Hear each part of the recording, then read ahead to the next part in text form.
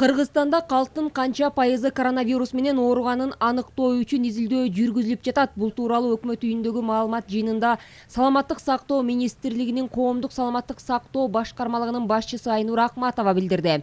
Айтымында учурда өлкөдө коронавирус жуктургандардын саны калктын 0,5%-ын түзөт. Албетте, эл арасында оорунун белгилери байкалбай өтүп жаткандары да бар. Учурда канча адам ооруп айыкканын же ооруп атканын аныктоо үчүн иммуноферменттик изилдөө жүргүзүлүп жатат. Аны өлкөдөгү тиешелүү уруксаатка ээ болгон жеке лабораториялар жүргүзүүдө. Ага ылайык маалыматтар Саламаттык сактоо министрлиги тарабынан аныкталып, калктын канча пайызы жугуштуу вирус менен ооруганы эсептелет. Бул боюнча маалымат берилет, деди ал. Андан тышкары калк арасында канча пайыз адамда иммуноглобулин иштелип чыкканын билүү үчүн Саламаттык сактоо министрлиги тарабынан аймактарда ар кыл жаш курактагы адамдар арасында иммуноферменттик анализ жүргүзүлө баштайт, деди ал.